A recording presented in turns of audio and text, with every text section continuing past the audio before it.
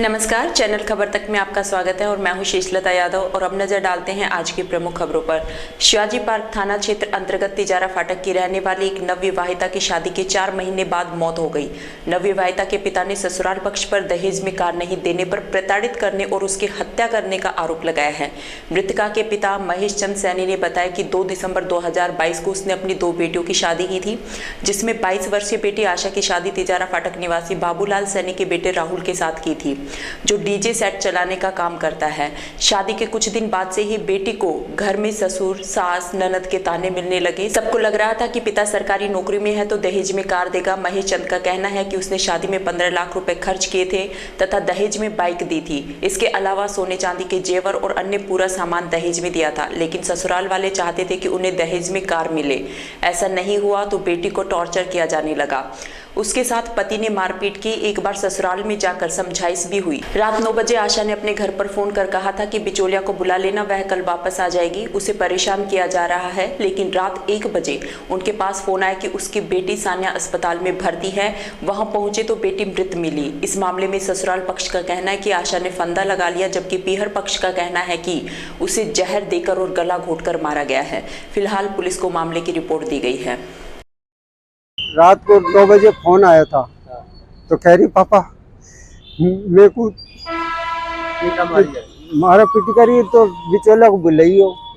तो मैंने कही बेटी क्या बात होगी? लोग ऐसा कोई ना, मैं आके जब भी बताऊंगी आपको। तो वहाँ के बाद फिर बातचीत करके और कह के इतनी बात और फोन काट दियो। फिर 1 बजे मेरे फोन आया था कि बच्चे की तबीयत खराब हो गई है और सानिया हॉस्पिटल में भर्ती करा रहे हैं इसको। अब इसके बीच में बच्चे के लारे इनने मारे पीटी करी है। क्या है, गले में निशान आ रहे हैं इनका। गले में निशान है? हाँ। क्या नाम बच्ची का? आशा सैनी। कब हुई थी शादी? कब हुई? इसकी हुई 2 दिसंबर में। 12 कहाँ पे हुई थी? घर से ही करी थी, वहाँ तिजारा फाटक से। क्या काम करता है लड़का? भाई काम करे, डीजे वीजे को काम करे और एसी खराद को भी काम करे। तो आपको सकेत नहीं लगे? हाँ, झगड़ा हुआ है, इनने मारा पीटी करी है इनने।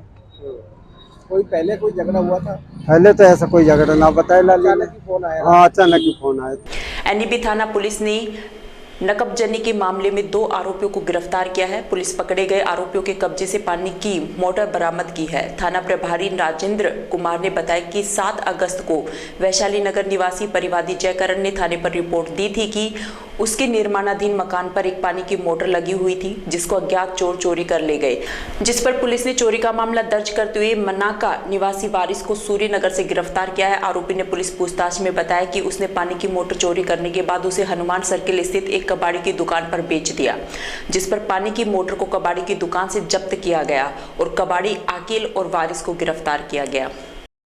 वैशाली नगर वाले ने अपने मकान से मोनोग्लोब मोटर का चोरी होने की एक रिपोर्ट दर्ज कराई थी, जिसके संदर्भ में मुलजिम वारिस जो मन्ना कवास का रहने वाला है, इसको गिरफ्तार किया है। और इसकी निशानदेही से जिस कबाड़ी ने ये मोटर खरीदी है, अकील जो फिरोजपुर झिरका का है, उसको भी गिरफ्तार किया गया है।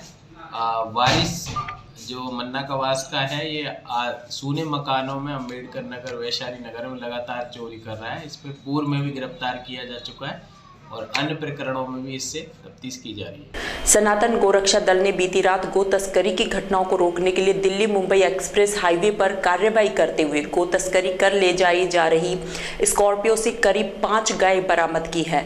इन गायों को बड़ौदा में थाना पुलिस की मदद से बगड़तेरा स्थित सुधा सागर गौशाला में छुड़वा दिया गया। सनातन गोरक्षक दल के हेमंत मीना और उनकी टीम को सूचना मिली कि दिल्ली मुंबई एक्सप्रेस हाईवे पर स्कॉर्पियो गाड़ी में गाय भरकर अलवर की ओर जा रही है। इसके बाद सनातन गोरक्षा दल की पूरी टीम मौके पर पहुंची। इस दौरान एक स्कॉर्पियो गाड़ी में 5 गाय ठूस ठूस कर भरी हुई थी।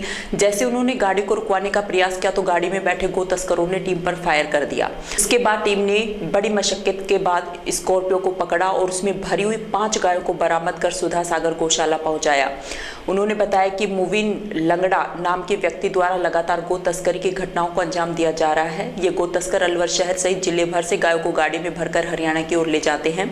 गोरक्षा की टीम ने स्कॉर्पियो गाड़ी के टायर पर कांटा डालकर रुकवाकर उसमें से 5 गाय बरामद की। वहीं गोरक्षक दल के ऊपर फायर करने के बाद गो तस्कर गाड़ी छोड़कर मौके से फरार हो गए। वहीं उन्होंने इस मामले की सूचना बड़ौदा मेव थाना पुलिस को दी। गौरतलब है कि पिछले काफी लंबे समय से गो तस्करों के हौसले इतने बुलंद हो गए कि लगातार गो तस्कर की घटनाओं को करने में लगे हुए हैं। ये गो तस्कर आए दिन अलवर शहर सहित जिले भर से गायों को भरकर हरियाणा ले जा रहे हैं। हमारा टीम सनातन गोरक्षा दल अलवर से जो रेगुलर भी 3 साल से रक्षा दल में और 8 साल से गो सेवा में गोजी परमात्मा के नाम से काम कर रहे हैं। हमें कल खबर थी कि लंगड़ा गोविंद के नाम से जो गाड़ी ये राजगढ़ से भर के निकला था अभी 5-7 दिन पहले। उस दिन भी ये निकल गया था, हम पहुँचे लेट तो ये निकल गया। परसों भी ये निकल गया था फायर करके, तो हम गोरक्षा हमारी जान बचा के हम खेतों में कूद गए थे। कल आगे से इसकी हमने तैयारी कर रखी थी और इसकी खबर थी कि आ रहा है। उससे पहले एक टाटा आई, टाटा को हमने हाथ दिया, वो गाड़ी नहीं रुकी। प्रशासन को हमने इतला करी कि आगे गाड़ी आ रही है, भाई बड़ौदा मेव के ऊपर से पार कर चुकी थी। हमने फिरोजपुर आगे पुलिस को बोला कि सर आपकी साइड एक गाड़ी आ रही है और उस गाड़ी के हम पीछे लगे हुए हैं। वो गाड़ी को वो नहीं रोक रहा था, उसने साइड मारी तो हमने उसमें कांटा मार के उसको टायर को डैमेज किया। टायर को डैमेज करने के बाद आगे प्रशासन ने बोला कि इसको रोको जैसे भी है, अगर ये टोल पार करेगी तो हाथ नहीं आएगी। पहले भी काफ़ी गाड़ियाँ निकल चुकी है टोल पार करने के बाद। कौन सी जगह की घटना है ये बड़ौदा में और निजाम फिरोजपुर के बीच के ऊपर दिल्ली बॉम्बे हाईवे की बात है। कितनी गाय थी इसमें? इसमें 10 से 11 गायें थी। कहाँ से उठाई थी? ये कहाँ से लेके आए? ये चढ़ती है पीछे की साइड चलती है, राजगढ़, पिनान, गढ़ी मंडावर, दौसा, जयपुर, लालसोट, इधर से भर के आती है। कितनी गायें थी इसमें और कौन सी गाड़ी में थी? टाटा गाड़ी में 10 से 11 गायें थी। और जो हमने स्कॉर्पियो गाड़ी पकड़ी, इस बंदे ने हम पे बिना मतलब में खड़े बंदों पर हम पे फायर किया। हमें कोई इसका अंदाज़ा नहीं था कि आज स्कॉर्पियो में भी हमारे साथ ऐसा हो जाएगा। इसने चलती गाड़ी से हम पे फायर किया। आगे हम खड़े हुए थे, हमारी टीम के बंदे और खड़े हुए थे, तो इसको कांटे मार के इस गाड़ी का टायर फोड़ा गया पहले तो, और कंफर्म हुआ तो आगे 5 से 6 किलोमीटर आगे जाके गाड़ी छोड़ दी इसने, क्योंकि टायर पूरा खत्म हो चुका था, रिम भी डैमेज हो चुकी थी। फिर गायों को कहाँ लेकर आए? बड़ौदा में पुलिस थाने की मदद से गायों को हमने बगड़ तिराया सुधा सागर गौशाला पहुंचाया। जो वो मतलब पुलिस की किस तरह की मदद रहती है आप पे? पुलिस की जहाँ मिलती है सर वहाँ तो बहुत अच्छी मिलती है। काफ़ी जगह हमें शिकायतें भी मिली है, जो हमने कल एसपी साहब को भी हमने ज्ञापन दिया कि प्रशासन के हाथ बंधे हुए हैं, वो फायर करते हैं, पुलिस वालों के पास सिर्फ डंडे होते हैं और गाड़ियाँ भी ऐसी है कि जो भाग भी नहीं पाती हैं। तो हमने कल एसपी साहब के पास भी जाके उनको हमारी समस्याओं से अवगत कराया कि हमें थोड़ी प्रशासन की पूरी मदद मिले, क्यूआरटी वगैरह की मदद मिले। हम उनको आगे से आगे खबर देंगे। हमारे पास हमारा नेटवर्क अच्छा है, गौ माता के लिए हम कुछ भी कर देंगे, बस हमें प्रशासन की मदद मिल जाए तो हम गौ माता को आगे नहीं कटने देंगे। डीड राइटर स्टाम्प वेंडर संयुक्त समिति के बैनर तले 3 मांगों को लेकर डीड राइटर्स और स्टाम्प वेंडर हड़ताल करते हुए जिला कलेक्टर कार्यालय पहुंचे। यहां पहुंचकर इन्होंने जिला कलेक्टर को ज्ञापन सौंपा। समिति अध्यक्ष दिनेश भार्गव ने बताया कि डीड राइटर स्टाम्प वेंडर संयुक्त समिति के बैनर तले हड़ताल की जा रही है। इसके चलते रजिस्ट्री सहित अन्य कार्यों के लिए ना तो स्टाम्प मिल पाए और न ही खरीद बेचान के लिए रजिस्ट्री लिखी गई। उन्होंने बताया कि मुद्रांक विक्रेताओं द्वारा मोबाइल ऐप के माध्यम से स्टाम्प विक्रय करने के प्रदेश सरकार के पायलट प्रोजेक्ट को लागू नहीं करने, स्टाम्प विक्रेताओं द्वारा अर्जित स्टाम्प की राशि सीधे राजकोष में जमा कराने की मांग की गई। वहीं फिजिकल स्टाम्प में कमीशन काटकर राशि जमा की तरह ही ई ग्रास में भी कमीशन काटकर राशि राजकोष में सीधे जमा कराने की भी मांग की गई। इन मांगों को लेकर जिले भर में कार्यरत सभी स्टाम्प विक्रेता, वसीका, नवीस और पंजीयन से जुड़े लोग पूरी तरह कार्य बहिष्कार कर हड़ताल पर रहे। पानी की समस्या से परेशान वार्ड नंबर 42 स्थित खुदनपुरी के ग्रामीण पार्षद के नेतृत्व में मंगलवार को मनुमार्ग स्थित जलदाय विभाग पहुंचे। इस दौरान ग्रामीण और पार्षद अधिशासी अभियंता कमल नारायण से मिले। इन लोगों ने क्षेत्र में ट्यूबवेल लगाने की मांग की। पार्षद रिंकू ने बताया कि उनके क्षेत्र में पिछले कई सालों से पानी की समस्या बनी हुई है। करीब 1000 की आबादी वाली इस बस्ती में महिलाएं और पुरुष दूर दराज क्षेत्रों से पानी लाकर काम चलाते हैं। वहीं समस्या को लेकर जनवरी माह में लोगों ने पानी की टंकी पर धरना प्रदर्शन भी किया। उस समय अधिशासी अभियंता कमल नारंग ने ट्यूबवेल लगाने का आश्वासन दिया था, लेकिन अब तक 3-4 महीने गुजर चुके हैं। इसके बावजूद भी जलदाय विभाग द्वारा ट्यूबवेल नहीं लगाया गया है। अभियंता ने उन्हें 28 दिन में ट्यूबवेल लगवाने का आश्वासन दिया है। वहीं उन्होंने चेतावनी दी कि यदि इसके बावजूद भी ट्यूबवेल नहीं लगाया गया तो स्थानीय लोग सड़कों पर उतरकर प्रदर्शन करेंगे। वार्ड नंबर 42 से आज हम जलदाय विभाग सभी खुदनपुरी के सभी ग्रामवासी यहाँ पर शिकायत लेके आए हैं और एक्शन साहब से हम पानी की बोरिंग के लिए हमारे खुदनपुरी जोड़ पर मांग की है और ये मांग हमारी पिछले 1 साल से चल रही है। हमारे वार्ड नंबर 42 की काफ़ी करीब 1000 संख्या में महिलाओं ने टंकी पर धरना प्रदर्शन दिया था। तब जल्दाबाद के एक्शन साहब कमल जी ने हमें आश्वासन दिया था कि 2 महीने के अंदर बोरिंग लग जाएगा और उस आश्वासन के पीछे हम लगातार जल्दाबाद के चक्कर काट रहे हैं। अब कितने महीने हो गए आश्वासन दिए? आश्वासन दिए इनको 8 महीने हो गए। पिछले जब मैं जनवरी में आया था, जनवरी में मैं लेटर देकर गया था, तब इन्होंने हमारे खुदनपुरी वार्ड नंबर 42 में आकर ही ये कहा था कि आपका 2 महीने के अंदर अंदर बोरिंग लग जाएगा और उन बातों को जनवरी से अब अप्रैल निकल गया है, अप्रैल चल रहा है और आज हम जल्दाबाद में कमल नारंग जी से एक्शन साहब से मिले तो उन्होंने 28 दिन का हमें वक्त दिया है कि 28 दिन के अवधि में आपका 3 फेस का बोरिंग लग जाएगा। अगर यह आश्वासन पूरा नहीं हुआ तो हम सड़क पर आंदोलन करेंगे और हमारी मांगों को हम सरकार से और जल्दाबाद विभाग से हमारी मांगों को पूरा करवाएंगे। जिला विधिक सेवा प्राधिकरण द्वारा 13 मई को अलवर जिले के समस्त न्यायालयों में लंबित प्रकरण या विवादपूर्ण प्रकरणों के शीघ्र निस्तारण के लिए राष्ट्रीय लोक अदालत का आयोजन किया जाएगा। इसके सफल क्रियान्वयन के लिए मंगलवार को जिले के विभिन्न विभागों जैसे नगर विकास न्यास अलवर, JVVNL नगर परिषद, जन स्वास्थ्य एवं अभियांत्रिकी विभाग अलवर, श्रम विभाग एवं भारतीय दूरसंचार निगम लिमिटेड के पदाधिकारियों के साथ बैठक आयोजित की गई। प्राधिकरण की सचिव एवं अपर जिला एवं सेशन न्यायाधीश मीना अवस्थी ने बताया कि राष्ट्रीय लोक अदालत के सफल क्रियान्वयन हेतु प्राधिकरण सचिव ने बैठक के दौरान अधिक से अधिक प्री लिटिगेशन प्रकरणों को चिन्हित कर उन्हें राष्ट्रीय लोक अदालत 6 मई 2023 से पूर्व प्रस्तुत करने, विभागों द्वारा दी जा रही विशेष राशि की छूट का प्रचार प्रसार करने और नगर परिषद अलवर को सार्वजनिक स्थलों पर राष्ट्रीय लोक अदालत के बैनर लगवाने संबंधित विभिन्न दिशा निर्देश दिए गए। मीना अवस्थी द्वारा आमजन से राष्ट्रीय लोक अदालत के सफल क्रियान्वयन हेतु प्रकरण को राजीनामे से निस्तारण करवाने की अपील की गई। UIT के आवासीय कॉलोनी सूर्यनगर की समस्याओं के निदान को लेकर जिला कलेक्टर को ज्ञापन सौंपा गया। ज्ञापन में बताया कि सूर्यनगर में गत कई वर्षों से UIT के तत्वाधान में प्रधानमंत्री व मुख्यमंत्री के स्वच्छता अभियान के तहत साफ सफाई व्यवस्था चल रही थी। इसमें नाला नालियों की सफाई के साथ साथ सड़कों के दोनों तरफ उगी जंगली घास फूस को कटवाना शामिल था और एक ट्रैक्टर ट्रॉली नियमित रूप से सभी ब्लॉकों से कचरा एकत्रित करता आ रहा था, जिसे UIT सचिव ने गत 10-12 दिन पूर्व इस तर्क के साथ बंद कर दिया कि सूर्यनगर ग्रामीण क्षेत्र में आता है, इसलिए सफाई करना उनका काम नहीं है। सूर्यनगर UIT द्वारा बसाई गई राष्ट्रीय राजधानी परियोजना की सबसे बड़ी कॉलोनी है, जो आज भी ग्राम पंचायत का हिस्सा है। इस कॉलोनी को नगर परिषद में जुड़वाने के लिए वेलफेयर सोसाइटी कई मर्तबा बड़े बड़े अधिकारियों से भी मिल चुकी है और लिखित प्रार्थना पत्र के माध्यम से भी गुहार लगा चुकी है। UIT की छोटी छोटी कॉलोनियों में भी ओवरहेड वाटर टैंक बना हुआ है, जबकि राष्ट्रीय राजधानी परियोजना के तहत बसाई गई सबसे बड़ी कॉलोनी होने के बावजूद भी ओवरहेड वाटर टैंक से वंचित है। जबकि इस महत्वपूर्ण कार्य के लिए UIT अलवर द्वारा जमीन और बजट का आवंटन कर जलदाय विभाग अलवर को सूचित किया हुआ है, जिसमें पिछले 10-12 दिन पहले UIT के सचिव महोदय ने सूर्यनगर में जो सफाई हो रही थी नियमित रूप से, उसको अचानक बंद कर दिया और ये कहा जी सूर्यनगर हमारे क्षेत्र में नहीं आता है, ये नगर परिषद में नहीं आता है, हमारा काम नहीं है सफाई करवाने का। तो आज हम कलेक्टर साहब से मिलने आए हैं, उनको एक प्रार्थना पत्र देंगे कि आप ये बताइए कि इसमें सूर्यनगर वासियों की कहाँ गलती है। आपने UIT की कॉलोनी बनाई है, राष्ट्रीय राजधानी परियोजना में सबसे बड़ी कॉलोनी आपने सूर्यनगर को बनाया है और उसमें अगर आप वहाँ के वासियों को सुविधाएं नहीं देंगे तो कौन लोग आएंगे UIT की कॉलोनी में रहने के लिए। आज आपने उसको ग्राम पंचायत में, ये आपकी कमी है, या तो आपको पहले उस क्षेत्र को नगर परिषद में एक्वायर्ड करना था, उसके बाद में आप कॉलोनी बनाते। आपने कॉलोनी बना दी, फिर वो ग्राम पंचायत में आ गया। आप पीछे कई साल से जो सफाई सुविधा आपने दे रखी थी उसको अचानक बंद कर रहे हैं और फिर कहते हैं साहब ये नगर परिषद में नहीं आती है। तो ये तो एक भद्दा मजाक है हमारे साथ में।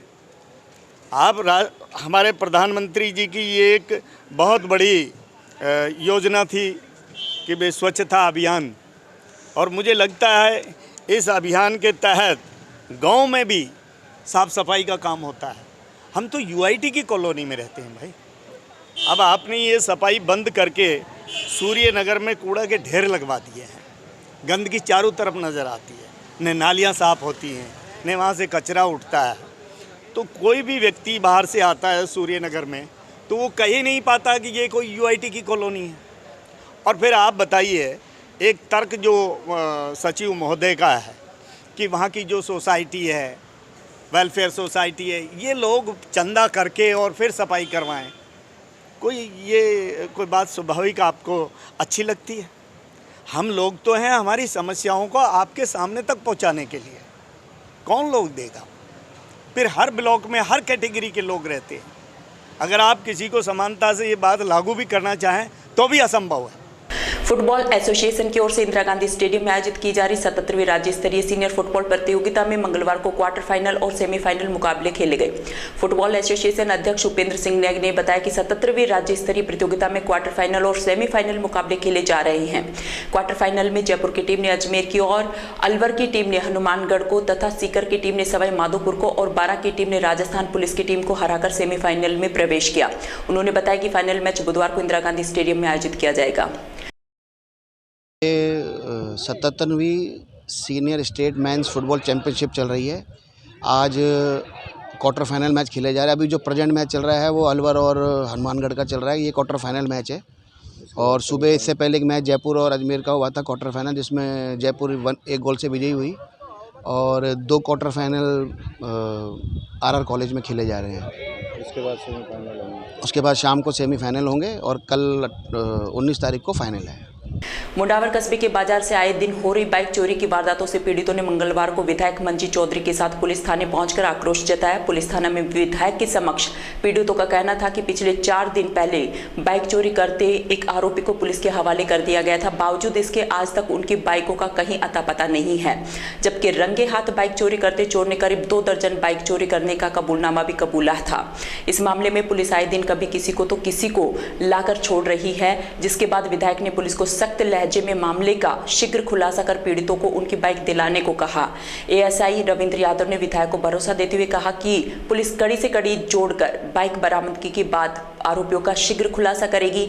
इसमें किसी तरह की कोई भी रियायत नहीं बरती जाएगी। इस मौके पर पंचायत समिति प्रधान सुनीता महेश गुप्ता, सरपंच संघ अध्यक्ष दिलीप यादव, मंडल अध्यक्ष विजय सावरिया, सरपंच जयसिंह गुर्जर, कस्बा सरपंच गरिमा सोनू भारद्वाज, संतोष गोस्वामी सहित पीड़ित लोग मौजूद रहे।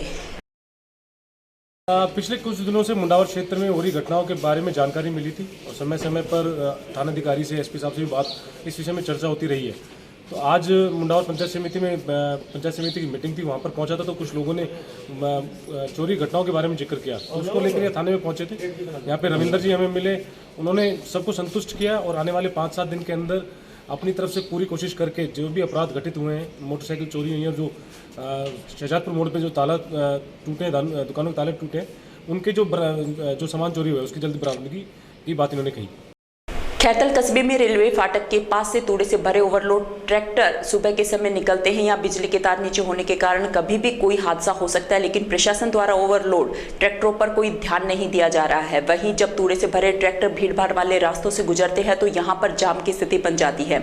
ये ट्रैक्टर एक साथ 4 या 5 की संख्या में आते हैं, जिससे यहाँ लंबा जाम लग जाता है, जिससे लोगों को निकलने में काफ़ी परेशानियाँ होती हैं। किसी ने क्या खूब कहा है कि कोशिश करने वालों की कभी हार नहीं होती, अगर कोशिश करें तो मेहनत कभी बेकार नहीं होती। एक औरत की ऐसी ही कहानी आज हम आपको बताने जा रहे हैं, जो अभी तक आप लोगों ने फिल्मों में ही देखी होगी।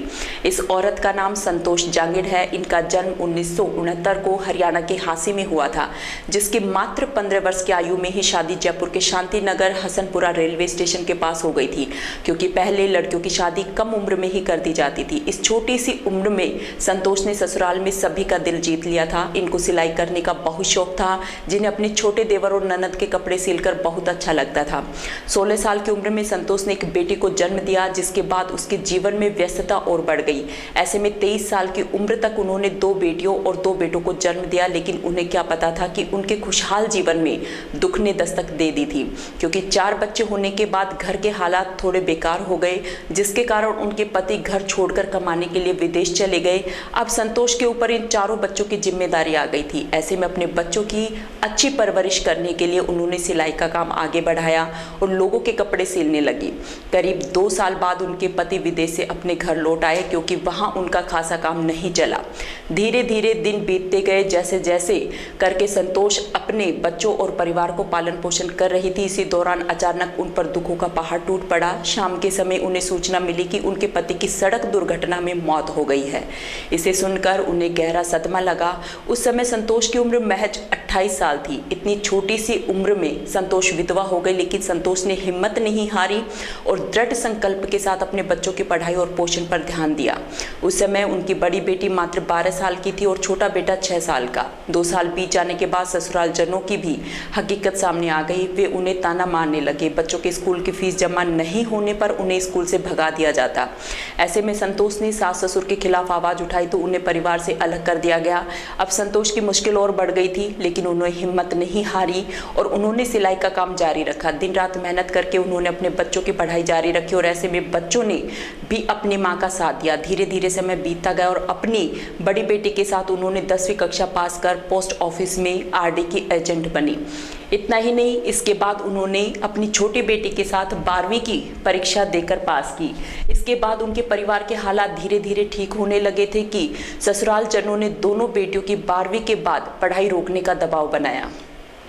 लेकिन संतोष अपने फैसले पर अड़ी रही क्योंकि उन्होंने बिन पढ़ाई के जो दुख उठाए थे वे अपनी बेटियों को नहीं उठाने देना चाहती थी। ऐसे में संतोष ने संघर्ष कर अपनी बेटियों को एमए और आईटीआई तक की पढ़ाई कराई। लेकिन संतोष अभी कहाँ रुकने वाली थी। उन्होंने सिलाई के लिए एक बुटीक खोला जो धीरे धीरे चलने लगा और संतोष की अच्छी कमाई होने लगी। इसके बाद उन्होंने अपनी दोनों बेटियों की शादी कर दी और दोनों बेटों ने अच्छी नौकरी प्राप्त की। आज उनके पास अच्छा मकान और गाड़ी भी है। लेकिन संतोष अभी भी रुकने का नाम नहीं ले रही क्योंकि उनका मकसद और आगे बढ़ने का है। उनकी बेटी सोनाली ने अपनी मां की कहानी बताते हुए कहा कि उन्हें उनकी मां पर नाज है जिन्होंने एक औरत होते हुए अपने बच्चों को पिता बनकर पाला है। रामगढ़ स्टाम्प वेंडर संघ ने अपनी 3 सूत्रीय मांगों को लेकर कलम बंद हड़ताल करते हुए तहसील मंच पर धरना प्रदर्शन किया। इसके बाद मुख्यमंत्री के नाम तहसीलदार धीरेन्द्र करदम को ज्ञापन सौंपा गया। ज्ञापन में इन्होंने मांग की कि प्रदेश में राज्य सरकार द्वारा लागू की गई मुद्रांक विक्रेताओं द्वारा मोबाइल ऐप के माध्यम से स्टाम्प विक्रय करने के पायलट प्रोजेक्ट को लागू न किया जावे। प्रदेश के स्टाम्प विक्रेताओं द्वारा अर्जित कर सीधे राजकोष में जमा किया जावे। जिस तरीके से वर्तमान तक फिजिकल स्टाम्प का कमीशन काटकर राशि जमा कराई जाती है, उसी तरह से ई ग्रास में राशि कमीशन काटकर जमा कराए जाने की मांगों को लेकर प्रदर्शन किया। इन तीनों मांगों को लेकर जिले भर के सभी स्टाम्प विक्रेता और वसीका नवीस और इनके सहयोगी कलमबंद हड़ताल पर हैं। रामगढ़ बार एसोसिएशन अध्यक्ष लाखन दत्त शर्मा के नेतृत्व में वकीलों ने स्टाम्प वेंडरों की मांग को जायज बताते हुए समर्थन दिया और धरना प्रदर्शन में शामिल हुए। धरना प्रदर्शन के दौरान रमेश वर्मा, कमल सैनी, अजय भारद्वाज सहित सैकड़ों अधिवक्ता और वसीका नवीस मौजूद रहे। राजस्थान राजस्व सेवा परिषद के आह्वान पर संपूर्ण राजस्थान में जो हमारा राजस्व सेवा परिषद का 4/21 को जो समझौता हुआ था सीएमआर में, उसकी क्रियान्विति के लिए बार बार सरकार को कहा गया, लेकिन अभी तक समझौते की क्रियान्विति नहीं हुई। तो उसकी क्रियान्विति के लिए आज हम संपूर्ण राजस्थान में राजस्व सेवा परिषद ज्ञापन दे रही है, जिसका आगामी प्रोग्राम 20 और 21 को संपूर्ण राजस्थान में सामूहिक अवकाश रहेगा और उससे आगे की रणनीति 24 तारीख को जो होने वाले प्रशासन और गाँव के संग अभियान है उसका बहिष्कार किया जाएगा राजस्व सेवा परिषद द्वारा, जब तक हमारे समझौते को लागू नहीं किया जाए। तो पटवार संघ या सभी राजस्व सेवा परिषद, जिसमें तहसीलदार सेवा परिषद, कानून सेवा परिषद और राजस्थान पटवार संघ, तीनों अभिन्न अंग सरकार के जो हैं उनका एक संयुक्त संगठन है राजस्व सेवा परिषद, जिसके बैनर तले जो है ज्ञापन हम लोग दे रहे हैं। खेड़ली कस्बे के विभिन्न वार्डों में गर्मी की शुरुआत होते ही पीने के पानी की समस्या को लेकर सोमवार को महिलाओं ने जलदाय विभाग कार्यालय पर प्रदर्शन किया। खेड़ली नगर पालिका क्षेत्र के कई वार्डों में सप्ताह में 1-2 बार पीने का पानी सप्लाई किया जाता है। वहीं कस्बे के वार्ड नंबर 7, 8 और 9 में करीब 2.5 महीने से पीने के पानी की सप्लाई नहीं हो रही है, जबकि लोगों द्वारा सही समय पर पानी के बिल भरे जा रहे हैं। इस संबंध में कई बार शिकायत करने के बावजूद जलदाय विभाग के अधिकारी कर्मचारी ध्यान नहीं दे रहे थे। पानी की समस्या से परेशान महिलाओं ने पार्षद प्रीति रानी के नेतृत्व में जलदाय विभाग कार्यालय पर प्रदर्शन किया। विदित रहे कि खेड़ली कस्बे में इन दिनों पीने के पानी को लेकर त्राही मची हुई है। लोगों को टैंकरों से महंगे दामों में पानी खरीदना पड़ रहा है, लेकिन जनप्रतिनिधि और अधिकारी इस ओर गंभीर दिखाई नहीं दे रहे हैं। पालिका पार्षद हूँ प्रीति रानी। मैं मेरे वार्ड की 9 नंबर में से, जिसमें से 2 महीने से समथिंग पूरे 2-2.5-3 महीने होने जा रहे हैं, और 3 महीने से एक दिन के लिए भी वहाँ एक बूंद पानी नहीं आ रहा है। पूरी रात दिन लेडीजें जग जग करके इतनी परेशान हो गई हैं कि आज वो हंगामा पर उतर आई हैं कि हमें आज मटकी फोड़ प्रदर्शन करना है। मैं जयन साहब से, अय्यन साहब से और ये पूरे स्टाफ से बोलना चाहती हूँ, या तो वो राजी से पानी खोल दें, महिलाओं पर महिलाएं जो इतनी परेशान हो रही हैं ना, उनके साथ और अत्याचार ना करें, वरना वो आक्रोश में आकर के कुछ अनहोनी ऐसी ना कर दे जो अब उनके लिए घातक रहे। इससे पूर्व आप पहले भी कोई शिकायत कर हाँ, चुके मैं हैं इससे पहले 3-4 बार और शिकायत कर चुकी हूँ, लेकिन ऐसी कोई उनसे सुनवाई नहीं कर पा रहे हैं जिससे महिलाएं संतुष्ट हो। अब इस समय आपको यहाँ कोई अधिकारी कर्मचारी मौजूद मिला था क्या? जी सर, कोई भी कर्मचारी नहीं है यहाँ पर, ना जयन साहब हैं और ना ही यहाँ कोई और कर्मचारी है। जगमोहन जी हैं जिनसे बात हुई है, लेकिन अपन संतुष्ट नहीं है उस बात से। तो अगला कदम क्या उठाएंगे आप? अगला कदम ये है कि या तो जयन साहब खुद आएँ और इन महिलाओं को संतुष्ट हुए जवाब दें, ताकि ये महिलाएं जो कल से परेशान होने के लिए इन्हें बार बार यहाँ ना आना पड़े। कौन कौन से वार्ड में पानी की समस्या? जी 8 है, 7 है और अपना 9 है। इन वार्डों में तो सबसे ज़्यादा दिक्कत है। अगर कर्मचारी से ये महिलाएं बोल रही है ना, 8 और 9 कर्मचारी से जो महिलाएं बोल रही हैं ना कि भाई पानी नहीं आ रहा है, तो वो जवाब दे रहा है कि आपको जो करना है जो कर लो। नहीं। राजगढ़ के सकट कस्बे के आसन की डूंगरी पर स्थित खाकनाथ बाबा मंदिर प्रांगण में रविवार देर शाम को ग्रामीणों की बैठक आयोजित हुई। सरपंच प्रतिनिधि फूलचंद सैनी ने बताया कि बैठक में खाकनाथ बाबा मंदिर पर ग्रामीणों के सहयोग से आयोजित होने वाली नवकुंडीय रुद्र महायज्ञ एवं श्रीमद् भागवत कथा के आयोजन को लेकर चर्चा की गई। इस दौरान ग्रामीणों में सर्वसम्मति से निर्णय लिया कि 10 मई को श्री बांके बिहारी मंदिर में महायज्ञ के झंडे का विधिवत वैदिक मंत्रोच्चारण पूजन किया जाएगा। पूजन कार्यक्रम संपन्न होने के बाद झंडे को ग्रामीणों द्वारा बांके बिहारी मंदिर से डीजे की धुनों के साथ गांव के मुख्य मार्गों से होते हुए बाबा खाकनाथ मंदिर तक ले जाया जाएगा और शुभ मुहूर्त में ग्रामीणों द्वारा झंडे का रोपण किया जाएगा। बैठक के दौरान रामकरण मीणा, हरिकिशन, कल्याण सहाय, जुगल किशोर सैनी, बाबूलाल बागड़ी सहित अन्य लोग मौजूद रहे। मुंडावर के समीपवर्ती गांव पेल में संत शिरोमणि सेन महाराज का जन्मोत्सव पूजा अर्चना करते हुए मनाया गया। इस अवसर पर समाज की एकता, सामाजिक समरसता और शिक्षा पर बल दिया गया। कार्यक्रम में उपस्थित लोगों को संबोधित करते हुए पंचायत सहायक विजय कुमार सेन, सोनू सेन और सुनील सेन ने कहा कि हमें एकता के साथ समाज के बच्चों को शिक्षित बनाने की आवश्यकता है, तभी हम अपने समाज को विकसित कर पाएंगे। अब हमें आपस में एकजुट होने की आवश्यकता है। इस दौरान माता दीन सेन, किरोड़ीमल सेन, सुरेश किशन लाल, खुशीराम, पंकज, आकाश, ललित सहित समाज के सैकड़ों गणमान्य लोग उपस्थित रहे। एसडीएम विष्णु बंसल ने सोमवार को नगर पालिका कार्यालय का औचक निरीक्षण किया। निरीक्षण के दौरान उन्होंने संबंधित कर्मचारियों की हाजिरी रजिस्टर चेक किया। वहीं प्रशासन शहरों के संग अभियान को लेकर एसडीएम ने अब तक कुल जारी पट्टे निस्तारण और अन्य पट्टे संबंधित विषयों पर चर्चा की। पिछले वर्ष आवेदन किए गए पट्टों का निस्तारण नहीं होना, रिकॉर्ड में कहीं कोई जवाब नहीं लिखने को लेकर एसडीएम ने नाराजगी जाहिर की, जिस पर उन्होंने बताया कि यह शिकायत जिला कलेक्टर आलोक रंजन को प्रेषित की जाएगी और संबंधित कर्मचारियों को कार्य में लापरवाही को लेकर नोटिस दिया जाएगा। इसके बाद एसडीएम ने खेड़ली रोड नहर के पास चल रहे शहरी मनरेगा कार्य का निरीक्षण किया और कनिष्ठ अभियंता मनोज मीणा से कार्य की जानकारी ली। हाँ, आज मैंने नगरपालिका नगर में जो पट्टे हैं उनकी फाइलों का निरीक्षण किया है और देखने में आया है कि लगभग 9 महीने पुरानी जो फाइलें हैं वो भी पेंडिंग है अभी। तो मैंने इस बारे में उनको नोटिस दूंगा और उनसे जानूंगा कि किस कारण से उन्होंने उनको पेंडिंग रखा हुआ है। और नरेगा को लेकर सर? हाँ, नरेगा साइट का मैंने आज निरीक्षण किया और यहाँ पर अभी काम शुरू ही हुआ है, तो अभी इनसे मैं रिपोर्ट मांगूंगा कि कितनी इसमें अटेंडेंस है, कितनी इसमें एब्सेंट है। समाचारों में वक्त हो चला है, अब एक छोटे से ब्रेक, आप देखते रहिए खबर तक।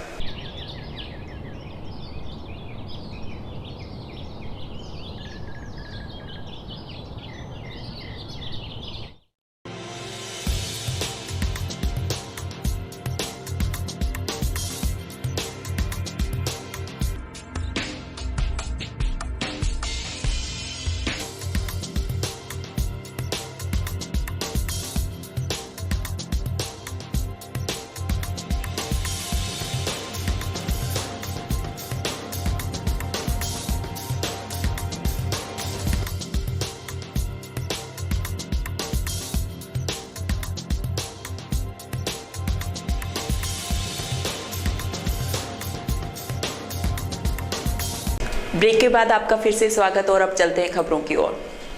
24 अप्रैल से प्रारंभ होने वाले महंगाई राहत शिविर और प्रशासन गांव के संघ की पूर्व तैयारी हेतु पंचायत समिति सभागार खैरतल में बैठक का आयोजन किया गया। उपखंड अधिकारी गंगाधर मीणा की अध्यक्षता में आयोजित हुई बैठक में संबंधित ग्राम विकास अधिकारी, संबंधित पटवारियों सहित सभी को आवश्यक दिशा निर्देश दिए गए। बैठक के दौरान बीपी सुमन, मदन सिंह, वीरेंद्र सिंह, रामकिशन सहित अनेक अधिकारी कर्मचारी मौजूद रहे। तिजारा कस्बे के Alwar Bhiwadi mega highway road स्थित टोल प्लाजा रिडगौर पर करीब 1 बजे टोल कर्मी के साथ विवाद हो गया। गाड़ी आगे पीछे लेने को लेकर हुए विवाद में मनदीप नामक व्यक्ति टोल कर्मचारियों के साथ मारपीट कर भाग गया। इसके बाद करीब 6 बजे मनदीप यादव अपने अन्य साथियों के साथ कार में भरकर आया। इसके बाद 8-10 लोग गाड़ी से उतरे, टोल कर्मी के साथ मारपीट शुरू कर दी और केबिन के शीशे तोड़ डाले। इस दौरान इन लोगों ने यहां पेट्रोल डालकर आग लगाने का प्रयास किया। इसकी सूचना पाकर एसडीएम महेंद्र यादव, तहसीलदार बसंत परसोया, थानाधिकारी सुरेंद्र शर्मा मौके पर पहुंचे, लेकिन इससे पूर्व सभी लोग यहां से भाग गए।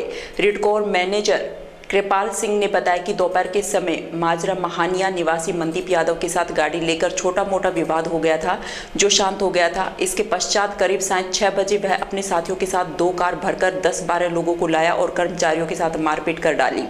इस दौरान इन लोगों ने बोतल में पेट्रोल भरकर आग लगाने का प्रयास किया और बूथ केबिन के शीशे तोड़ डाले।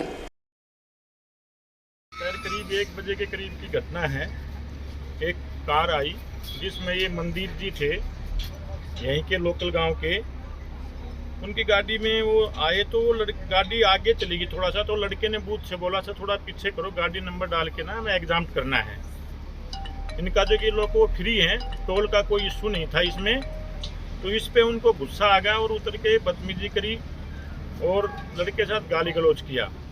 उसके बाद उन्होंने फ़ोन करके अपने कुछ साथी बुलाए और उसके जो बंदा साथ आया था उसने बूथ को अपने हाथ से तोड़ दिया, जिसके उसको हाथ चोट लगी और लड़के के साथ हाथापाई की।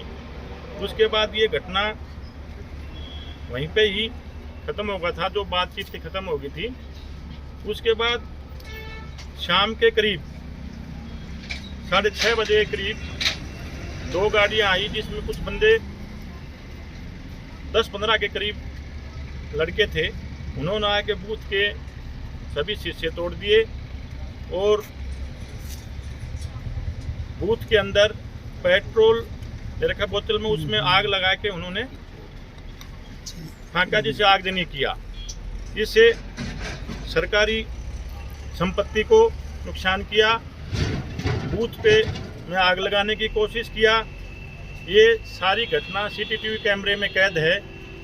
प्रशासन ने आके ना ये सब सपोर्ट किया और उनको वहाँ से भगाया। आप किस पद पर काम करते हैं रिडगौर पे? मैं स्काईलार्क में इस कंपनी में मैनेजर के पद पे कार्य करता हूँ। बांदीकुई को जिला बनाने के लिए सोमवार को दंडवत लगाई गई। सर्व समाज समिति द्वारा अंबेडकर सर्किल से लेकर एसडीएम कार्यालय तक नारेबाजी करके दंडवत दी गई। इसके बाद समिति द्वारा उपखंड अधिकारी को बांदीकुई को जिला बनाने की मांग को लेकर ज्ञापन सौंपा गया।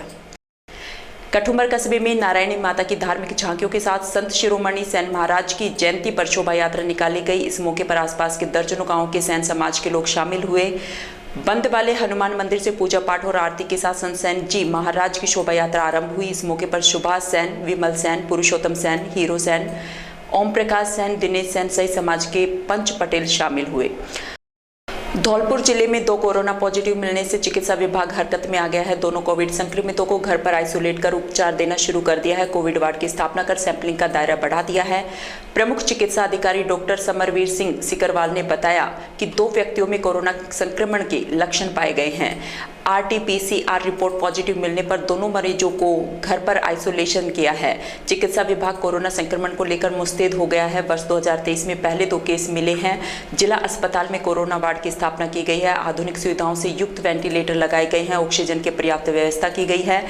10 बेड पर वेंटिलेटर एवं ऑक्सीजन की सुविधा की गई है। 20 बेड सामान्य तरीके से लगाए गए हैं। कोरोना संक्रमण की दवाएं पर्याप्त तादाद में स्टॉक की गई हैं। कोरोना संक्रमित पाए गए दोनों पेशेंट की हालत सामान्य है। चिकित्सकों की टीम द्वारा नजर रखी जा रही है। जिला चिकित्सालय धौलपुर में कोविड के बढ़ते केसों को देखते हुए एक सेपरेट ICU जिसमें समस्त प्रकार की आधुनिक सुविधाएं, ventilators, oxygen concentrator, BiPAP machine की व्यवस्था है। साथ में जिसकी कैपेसिटी 10 बेड की है। साथ में ही एक 20 बेड का कोविड वार्ड की स्थापना करी गई है। जिला चिकित्सालय में अभी 2 पेशेंट का इलाज चिकित्सकों की निगरानी में उनके घर पर चल रहा है। एसिम्प्टोमेटिक पेशेंट 2 जो पॉजिटिव आए हैं अभी बिल्कुल कंफर्टेबल हैं और आगे उनकी जांच कराई जाएगी। सभी लोगों को मास्क पहनने की, कोविड अप्रूव्ड बिहेवियर के पालन करने के निर्देश दे दिए गए। धौलपुर जिले के कोतवाली थाना इलाके के हाईवे किनारे एक हलवाई की गोदाम में खाना बनाते वक्त अचानक सिलेंडर फटने से आग लग गई। गोदाम में आग लगने से एक हलवाई गंभीर रूप से झुलस गया, जिसे इलाज के लिए जिला अस्पताल से जयपुर के लिए रेफर किया गया है। घटना की सूचना मिलते ही एडिशनल एसपी सुरेंद्र सांकला और सागरपाड़ा चौक की प्रभारी नरेश पोसवाल के साथ पुलिसकर्मी मौके पर पहुंचे। आग की लपटों को देख पुलिस ने मौके पर दमकल की गाड़ियों को बुला लिया, जिसके बाद 3 दमकल की गाड़ियों की मदद से आग पर काबू पाया गया। हालांकि इस दौरान आग से गोदाम में रखा खाने पीने का सामान पूरी तरह से जलकर खाक हो गया। हादसे को लेकर पुलिस ने बताया कि हाईवे किनारे राकेश उर्फ काटे हलवाई के गोदाम में किसी कार्यक्रम के लिए खाना बनाया जा रहा था। इसी दौरान गैस सिलेंडर में अचानक आग लग गई, जिससे जोरदार विस्फोट के साथ सिलेंडर फट गया। टेंट में आग लगने से हुए हादसे की वजह से खाना बना रहा हलवाई मोनू झुलस गया। आज दिन में सागरपाड़ा चौकी के पास पुराना शहर में खाना बनाते समय नली निकल जाने से गैस टंकी में विस्फोट हो गया और उसके बाद आग लग गई थी वहाँ पे। तो वहाँ पे कैटरिंग का खाना बनाया जा रहा था, तो काफ़ी संख्या में गैस की टंकियाँ और भी रखी हुई थी। सूचना मिलने पर पुलिस वहाँ पे पहुँची और उन टंकियों को दूर करवाया और आग काफ़ी फैल गई थी, तो फायर ब्रिगेड को बुला करके आग बुझवाई गई थी। इसमें एक व्यक्ति के झुलसने की खबर है, तो उसको अभी आगरा रेफर किया गया है। करीब कितने का नुकसान हुआ है? काफ़ी नुकसान हुआ है, असेसमेंट अभी किया जा रहा है। शाहजहाँपुर थाना क्षेत्र के सिरियानी गांव में बीती रात्रि को चोरों ने 2 घरों को निशाना बनाते हुए लाखों रुपयों के जेवरात सहित नकदी पर हाथ साफ किया। चोरों ने पप्पू यादव और सुरेश यादव के घर को निशाना बनाते हुए घर में रखे लाखों रुपए की चोरी कर ली। इस चोरी का घर वालों को सुबह पता चला। सूचना पर शाहजहाँपुर पुलिस मौके पर पहुंची। इस दौरान पुलिस घटनास्थल से सबूत जुटाकर चोरों की तलाश में जुट गई। क्षेत्र में बढ़ती चोरी से ग्रामीणों को आक्रोश देखा गया। वहीं ग्रामीणों ने क्षेत्र में रात्रि गश्त बढ़ाने की मांग की है। खेड़ली कस्बे के बाईपास रोड स्थित एक विवादित जमीन का फैसला होने के बावजूद अवैध रूप से कब्जा करने के परिवाद पर सोमवार को जिला कलेक्टर अलवर के आदेश पर जमीन से अवैध कब्जे को हटाया। इस दौरान तहसीलदार राजेश मीणा, खेड़ली थाना अधिकारी महावीर प्रसाद, नायब तहसीलदार लक्ष्मण गुप्ता सहित कठुमर, बहतूकला सहित थानों का पुलिस जाब्ता मौजूद रहा।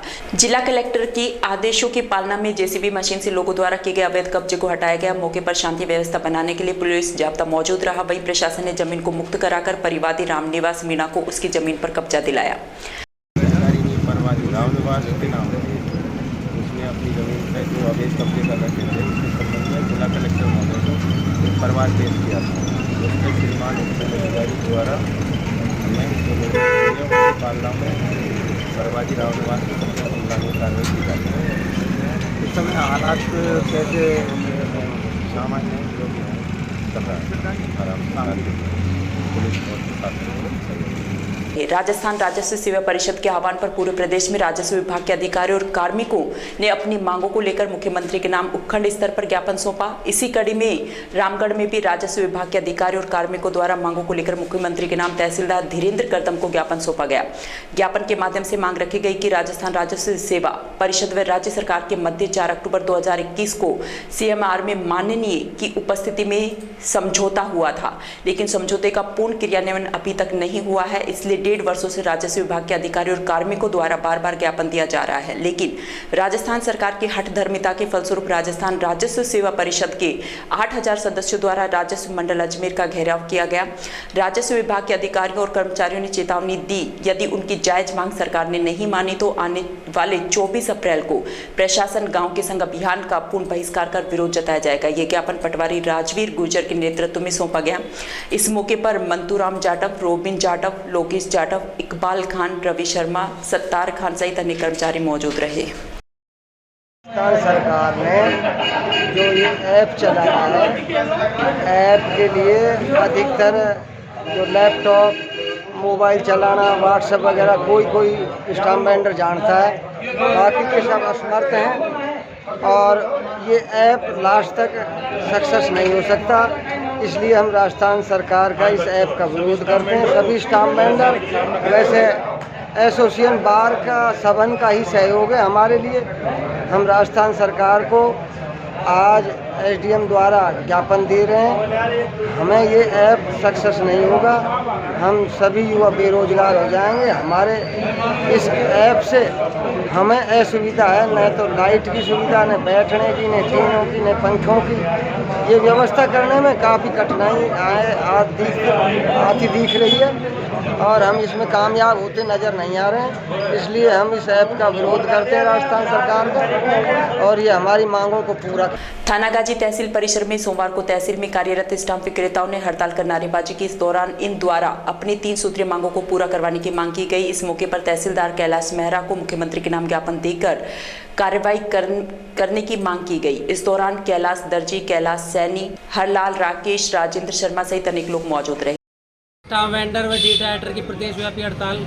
मोबाइल ऐप से जो स्टाम्प बेचा जा रहा है उसमें मैनुअल जो रजिस्टर है उनका भी उपयोग में लिया जा रहा है, जिससे कि मोबाइल ऐप बंद हो जाता है। और उसको हमारा ये है कि इसमें जो मोबाइल ऐप है उसका उपयोग होता है तो मैनुअल जो स्टाम्प जो एंट्री है वो बंद की जाए।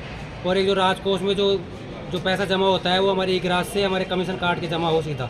राजगढ़ उपखंड क्षेत्र में कोठी नारायणपुर बाईपास में ईआरसीपी संयुक्त मोर्चा की टीम का दिल्ली पैदल कूच कर रहे सदस्यों का सरसमाज हेल्प टीम ने स्वागत किया। संयोजक प्रकाश भावला दुबे ने बताया कि 50 वर्षों से पूर्वी राजस्थान के 13 जिलों की बंजर भूमि को उपजाऊ बनाने में पेयजल आपूर्ति के लिए पूर्वी राजस्थान नहर परियोजना की मांग चली आ रही है, लेकिन अभी तक किसी सरकार ने इस ओर ध्यान नहीं दिया। इसके चलते पूर्वी राजस्थान के 13 जिलों में पानी का स्तर हजारों फीट नीचे चला गया है, जिससे इस क्षेत्र के किसान हर तरीके से टूट गए हैं। इस विकट परिस्थितियों को देखते हुए इस परियोजना की मांग तेज गति पकड़ रही है। इसके लिए 2 साल पहले एक सभा मीना शिमला में करके संयुक्त मोर्चा का गठन किया गया था, जो हर ब्लॉक, जिले और प्रदेश स्तर पर शांतिप्रिय आंदोलन कर रहे हैं और ज्ञापन दे रहे हैं। इस मौके पर सैकड़ों ग्रामीण मौजूद रहे।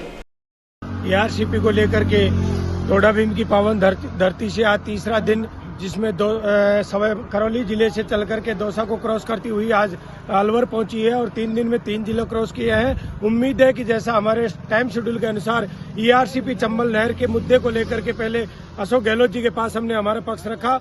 अब संयुक्त मोर्चा के बैनर के नीचे हम दिल्ली कूच कर रहे हैं और दिल्ली नरेंद्र मोदी जी के पास हमारा पक्ष रखेंगे और ईआरसीपी को राष्ट्रीय परियोजना घोषित करवाने के लिए 26 तारीख को जंतर मंतर पे पहुंच करके 1 दिवसीय धरना देंगे। हमें उम्मीद है कि केंद्र सरकार हमारी बातों को सुनेगी और पूर्वी राजस्थान के 3 करोड़ लोगों को इसका फायदा दे करके राष्ट्रीय परियोजना घोषित करेगी।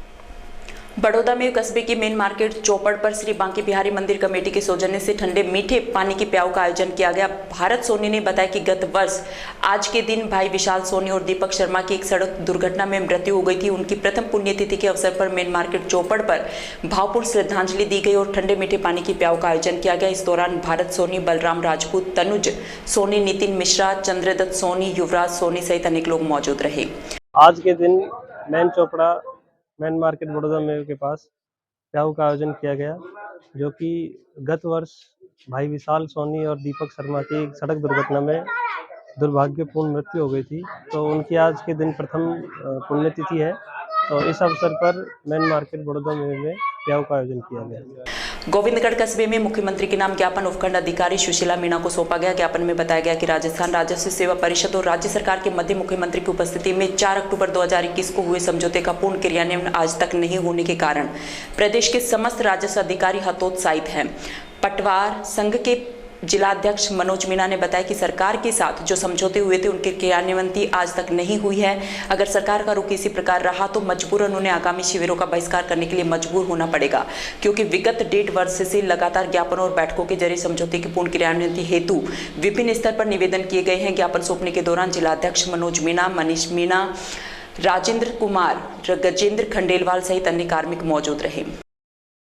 आज हम यहाँ पर राजस्व सेवा परिषद के बैनर तले माननीय उपखंड अधिकारी महोदय को ज्ञापन दिया गया, जो कि मुख्यमंत्री महोदय को के लिए है। इसमें आज हमारे तीनों घटक राज्य सेवा परिषद के, जिसमें पटवार संघ, कानून संघ एवं तहसीलदार संघ, इनके द्वारा ये जो पिछली बार हमारे द्वारा आंदोलन किया था उसमें माननीय मुख्यमंत्री महोदय की गरिमापूर्ण उपस्थिति में हमारा समझौता हुआ था। उसकी मांग के लिए हमारे विभिन्न प्रकार से हमारे द्वारा ज्ञापन दिए गए और अभी हाल ही में हमारे प्रदेश नेतृत्व के द्वारा प्रेस कॉन्फ्रेंस की गई थी, जिसमें चेतावनी दी गई थी सरकार को कि अगर आप 15 दिन के अंतर्गत हमारी बातें नहीं मानेंगे तो हम आंदोलन करेंगे। उसी कड़ी में अब हमारे द्वारा ज्ञापन दिया गया है, जिसमें हमारी 7 सूत्रीय मांगे हैं, जिसमें वेतनमान, कैडर स्ट्रेंथ एवं जो हमारी मूलभूत हमारे आवश्यक संसाधन आदि के लिए है, उसके लिए हमने आज यहाँ ज्ञापन दिया है। अगर हमारी मांगे नहीं मानेगी तो हम अवकाश पे जाएंगे, सारे सामूहिक अवकाश पे। उसके उपरांत भी नहीं मानेंगे तो जो मुख्यमंत्री महोदय के द्वारा जो फ्लैगशिप योजनाएं एवं जो महंगाई राहत कैंप के लिए जो ये भविष्य में जो आगामी दिनों में लगाएंगे, उसका हम पूर्ण रूप से बहिष्कार करेंगे। नेता प्रतिपक्ष राजेंद्र राठौड़ के जन्मदिन पर मालाखेड़ा में स्वैच्छिक रक्तदान शिविर का आयोजन किया गया। भाजपा नेता देशराज खरेरा के नेतृत्व में मालाखेड़ा विधानसभा क्षेत्र में विशाल रक्तदान शिविर का आयोजन किया गया, जिसमें सैकड़ों की संख्या में युवा एवं कार्यकर्ताओं में भाग लिया। भाजपा जिला अध्यक्ष अशोक गुप्ता ने बताया कि ऐसे कार्यक्रम होने से आपसी भाईचारा बढ़ता है और एक दूसरे से मिलने का मौका मिलता है। रक्तदान करने से कई बीमारियों से छुटकारा भी मिलता है और शरीर ऊर्जावान भी होता है। अलवर ग्रामीण विधानसभा क्षेत्र में कृपा रिसोर्ट एवं स्विमिंग पूल है। यहाँ पर एक हॉल है, इस हॉल में रक्तदान महाशिविर का इसका कैंप चल रहा है। ये कैंप राजस्थान विधानसभा में प्रतिपक्ष के नेता आदरणीय राजेंद्र सिंह जी राठौड़ के जन्म दिवस के जो पखवाड़ा चल रहा है उसके अवसर पर ये रक्तदान शिविर किया जा रहा है। इस रक्तदान शिविर को हमारे मंडलों के अध्यक्ष और हमारे पार्टी के नेता हैं वो मिलकर के इस कार्य को कर रहे हैं और बहुत ही बढ़िया ये शिविर चल रहा है।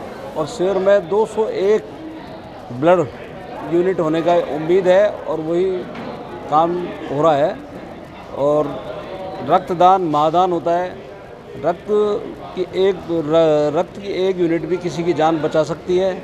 तो ये एक बहुत ही धर्म का काम है, बहुत ही अच्छा काम है और भारतीय जनता पार्टी ऐसे कामों के लिए तत्परता में रहती है। आज समाचारों में इतना ही। दीजिए मुझे और मेरी टीम को इजाजत। नमस्कार।